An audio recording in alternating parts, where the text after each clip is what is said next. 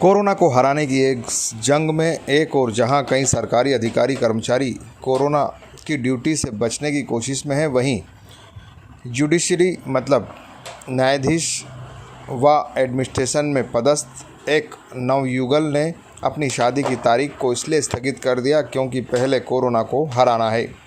इंदौर की जज बेटी और श्योपुर में पदस्थ एसडीएम ने अपने दोनों परिवारों की सहमति से यह अनुकरणीय निर्णय लिया है।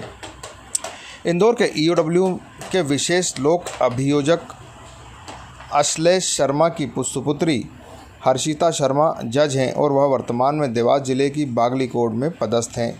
वे इंदौर में भी पदस्थ रही हैं। उनका विवाह मूल रूप से कोलारस शिवपुरी में रहने वाले वर्तमान में श्योपुर जिले के विजयपुर में पदस्थ अनुविभागीय अधिकारी त्रिलोचन गौड़ से गत दिसंबर में ही तय हो गया था।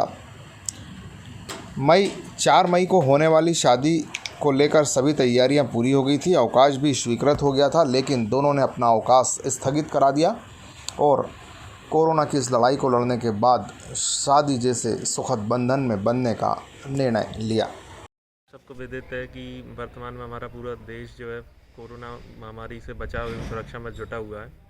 तो इस समय मेरे लिए ये आवश्यक हो जाता है कि मैं भी अपनी जो मेरी जिम्मेदारी है इंसिडेंट कमांडर के रूप में उसका निर्वहन करूं। तो इस परिस्थिति को देखते हुए जो मेरा अनुविभाग है, जिसमें 8 थाने क्षेत्र सम्मिलित हैं, उसकी सुरक्षा के लिए मैंने अपने विभाग को स्थगित करने का निर्णय लिया है। इसमें मेरे परिवार का भी सहयोग रहा और जब तक ये सामान्य स्थितियाँ नहीं हो जाती हैं तब तक के लिए मैंने अपने विभाग को स्थगित कर दिया। दिसंबर में सगाई हो गई थी और ये तय हुआ था उस समय कि 4 मई को विवाह संपन्न होगा। अब परिस्थिति इस बीच में ऐसी आई कि कोरोना के महामारी के कारण ये ऐसा समय चल रहा है कि जिस समय चूँकि वो एसडीएम के पद पर हैं और इस समय उनकी ड्यूटीज़ भी बहुत अलग प्रकार की चल रही हैं। काफ़ी टाइम उनको अपनी ड्यूटीज़ में इस सेवा के लिए राष्ट्र सेवा और वहाँ पर कुछ पॉजिटिव पेशेंट्स भी आए थे और उस कारण से सख्ती भी है विजयपुर में।